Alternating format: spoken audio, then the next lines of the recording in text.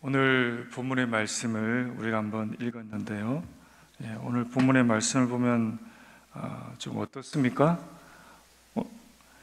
12절과 14절도 있고요. 12절과 14절은 새로운 삶의 옷을 입으라 라는 그런 제목인데요.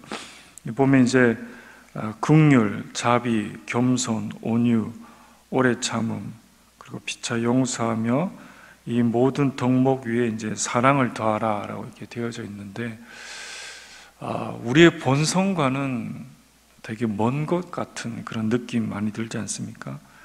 어떻게 보면 우리 본성은 이것을 행하기를 즐겨하지 않습니다. 하지만 성경은 긍휼히 여기고 자비하며 피차 용서하라 이렇게 말을 하고 있는 거죠. 우리는 안 되는데 되라고 하면 늘 읽을 때 우리를 정죄하는, 그렇죠? 그래서 우리 자신이 어떻게 보면 하나님 앞에 정말 이렇게 계속 움츠려들게 만드는 그런 대목을 계속 놓게 됩니다. 또 15절과 17절도 그렇겠지만 모든 것도 그렇죠. 또 가정과 부모 모든 것들 다 이렇게 그렇다는 겁니다. 근데 오늘 본문의 말씀이 우리들에게 본성상 되지도 않는데 또 되면 되는데 하기를 꺼려하는 우리들에게 왜 이런 말씀을 주셨을까라는 것입니다. 오늘 특별히 우리가 살아가는 21세기도 이렇게 실천하기가 힘든데, 그 사도 바울이 살았던 무지막지한 그런 세대 가운데 이렇게 긍휼히 여기고 또 자비롭게 또 겸손하게 온유하게 오래 참고 피차 용서하고 그 모든 견덕 위에 사랑의 띠를 더하라. 이건 이 편지를 읽는 사람들이 안 되는 거죠. 그렇죠? 불가능한 겁니다. 사회 간섭상, 그리고 주위를 돌아보고 예수 믿지 않는 친구를 돌아보면 얼토당토하는 말이죠. 그렇죠? 근데 이것을 그 당시에도, 우리 21세기를 살아가는 우리들에게도 행하기 힘든 건데, 그 당시 사람들에게 이런 말을 한다는 것은 어떻습니까? 그 당시 예수 그리스도를 믿었던 사람, 그리고 오늘날 살아가는 우리 예수 그리스도를 믿었던 사람, 다 동일한 하나님이고, 또 하나님이 시대를 초월하는 그리스도의 능력, 그리스도를 믿음으로 말미암아 자연적으로 일어나게 되는 현상들을, 그 가능성들을 우리들에게 말을 하고 있다라는 것입니다. 여러분 한번 보십시오. 피차 용서하라 라고 했는데, 한 가지 예를 들어서 피차 용서하라, 자비해라, 겸손하라고 했는데, 우리가 그리스도를 믿음으로 말미암아 새 생명이 우리들의 마음에 심긴 바가 되어졌죠. 새로운 마음의 물길이죠. 생명의 길이죠. 새로워진 겁니다. 우리 겉은 믿으나 믿지 않느나 우리 겉은 비슷할 수는 있지만 우리 속사람, 그리고 하나님과 연계된 그런 생명의 길, 그 물꼬가 새롭게 이제 형성이 되었다라는 거죠. 새로운 삶의 방식이 형성이 되었다라는 겁니다. 그런 상태에서 우리가 서로 미워한다고 생각하십시오. 서로 겸손하지 않고 긍휼히 여기지 않고 오래 참지 않고 그렇게 살아가면 내 옷에 맞지 않는다는 거죠. 불편하다는 겁니다. 근데 겉은 믿는 사람이나 믿지 않는 사람 똑같아요. 하지만 믿지 않는 사람은 새로운 생명의 물길이 그 마음에 형성되지 않았습니다. 그 사람들에게는 이런 것들이 자유로운 거죠. 용서하지 않고 서로 이용해 먹고 또 서로 죽이고 또 약육강식, 그들에게는 아주 자연스러운 겁니다. 그렇게 살아간들 그들에게는 자책이라는 그 없어요. 근데 우리는 예수 그리스도 믿는 사람들은 뭔가 이게 맞지 않는다는 거죠. 뭔가 이렇게 피차 용서해야 했는데 용서하지 않으면 뭔가 내가 불편하고 힘들고 또 내 마음이 이 말씀대로 살지 않으면 점차 이렇게 강팍해진다는 겁니다. 굳세어지고요. 굳은 살 뺏긴 것처럼 이런 현상이 일어난다는 거죠. 사도 바울이 살았던 그 당시, 아주 2000년 전에 먼 그 당시 그리스도인도 그러하고 21세기 살아가는 우리들도 그러하다라는 거죠.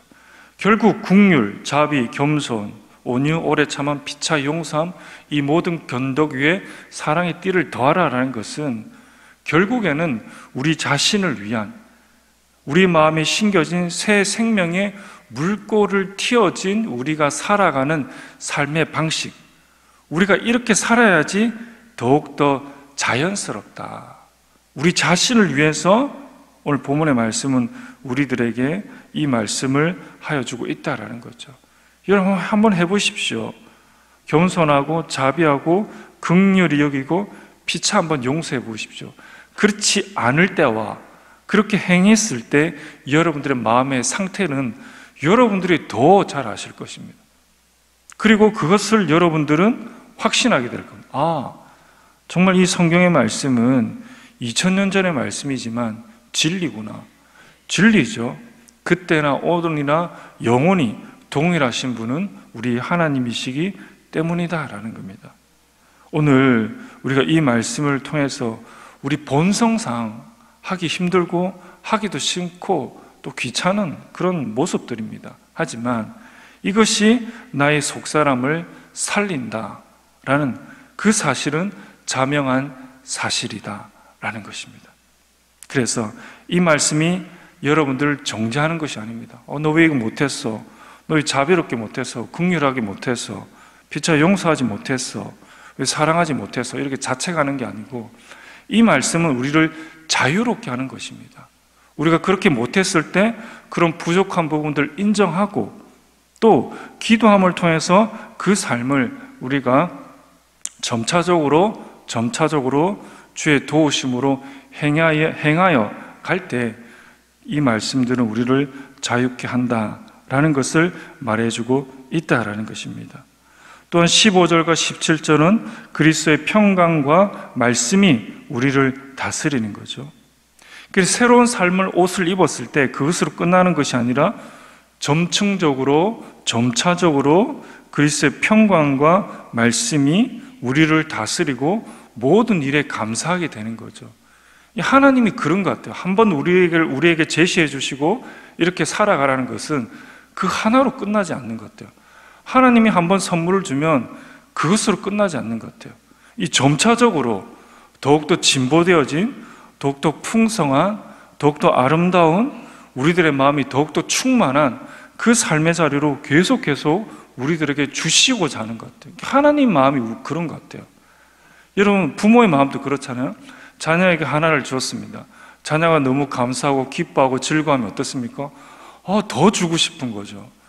육신의 부모도 그러한데 모든 영의 아버지, 특별히 우리 하나님은 어떻겠습니까? 본질상 그 자체가 사랑이신 선하신 그 하나님은 어떻겠어요? 더 주고 싶은 거죠. 자기 아들 독생자 예수 그리스도께서 아끼지 아니하시고 우리를 위해 주신 그 하나님의 확정적인 마음이 더 그렇다라는 거죠. 그래서 우리가 그런 새로운 삶의 옷을 입었을 때 더욱더 점증적으로 나아가는 그런 모습을 볼 수가 있다라는 것입니다. 그러면서 한 번 더 우리의 포커스를 다른데 오늘 본문의 말씀을 맞추면서 우리 가정에 맞추는 거죠. 가정에 맞추면서 아내들에게 남편에게 복종하라. 그리고 남편에게 아내를 사랑하며 괴롭게 하지 말라. 자녀에게 부모에게 순종해라. 아버지에게 자녀를 노엽게 하지 말라. 라면서 이 본문의 말씀은 그 가정의 중요성에 대해서 우리들에게 한 번 더 말씀해주고 있다라는 것입니다. 아내에게 남편에게 복종하라. 참 이 말씀 어떻습니까? 아내들이 잘 그런 사람도 있겠지만 복종하지 않는 남편을 좀 이기고 싶은, 장악하고 싶은, 흔들고 싶은 그런 마음이 이제 모든 아내들에게 있는 것 같습니다. 그리고 남편은 어떻습니까? 아내를 사랑하며 괴롭게 하지 말라. 남편은 아내를 괴롭게 하는 행동과 언사를 많이 하는 것 같습니다. 꼭 집어서 그렇죠? 2000년 전이나 지금이나 비슷한 것 같습니다. 그리고 자녀에게는 부모에게 순종하라. 그렇죠? 부모에게 순종하라. 부모의 권위에 대해서 이 자녀가 잘 순종하지 않는 것 같다라고 2000년 전의 자녀나 오늘날의 자녀나 그렇게 말을 하고 있는 것 같다라는 것입니다. 그리고 아버지는 자녀를 노엽게 하지 말라라고 이렇게 표현되어져 있는 것 같습니다. 또 하나의 어떤 질서입니다. 그렇죠? 질서.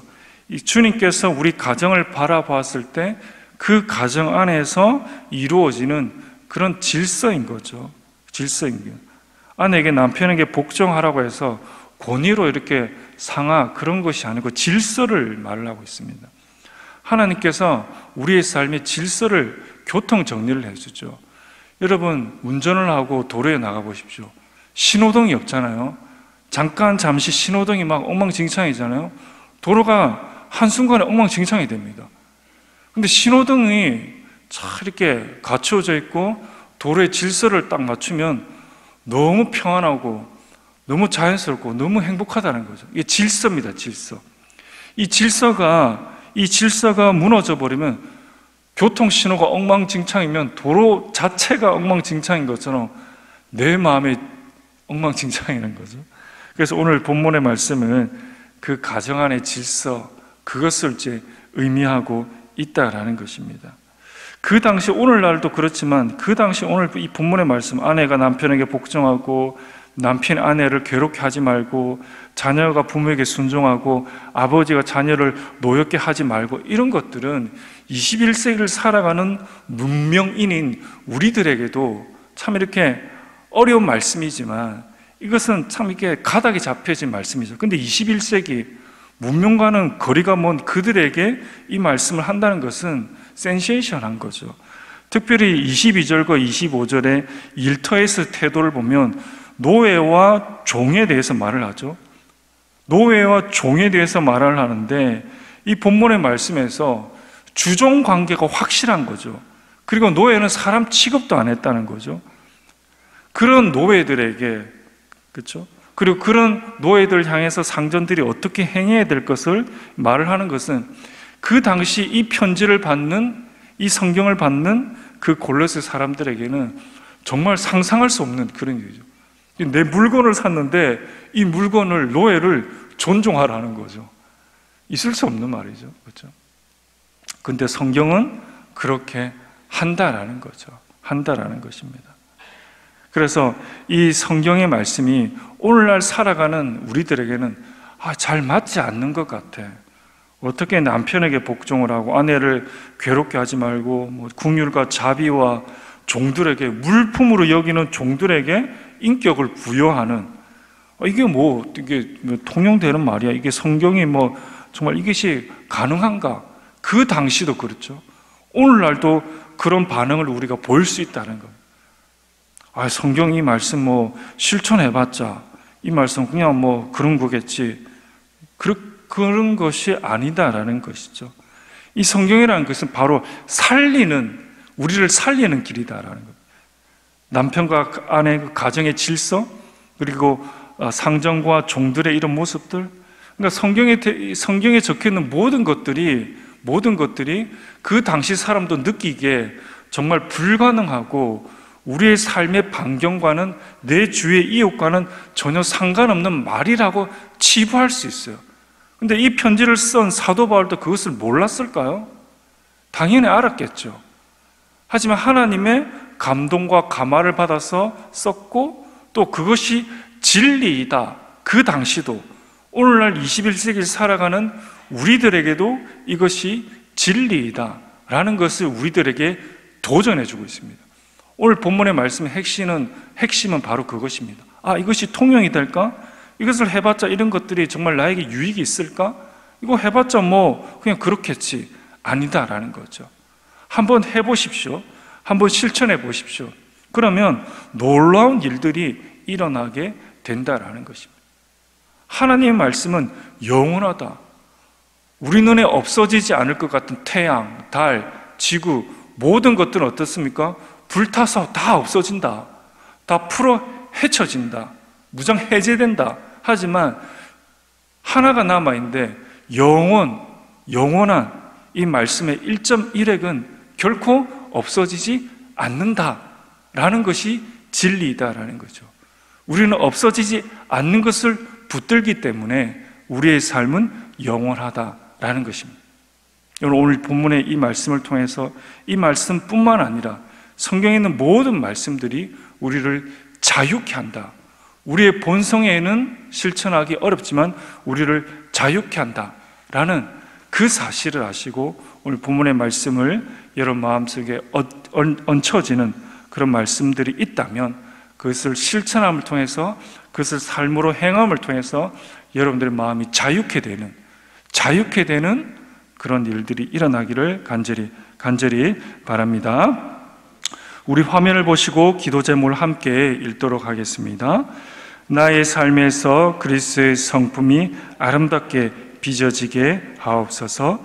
가정과 공동체 안에서 사랑과 화합의 도구가 되게 하옵소서. 기도하겠습니다. 존귀하신 아버지 하나님, 오늘 이 본문의 말씀이, 그리고 이 성경의 말씀이 진리임을 머리로만 이해하고 납득하고 아멘하는 것이 아니라 우리의 삶의 실천함을 통해서 우리 스스로가 우리 마음에서 우러나오는 마음으로 아멘으로 화답하며 하나님께 나아갈 수 있는 그런 복된 삶이 다 되어질 수 있도록 주님 도와주시옵소서. 감사드리며 예수님의 이름으로 기도드립니다. 아멘.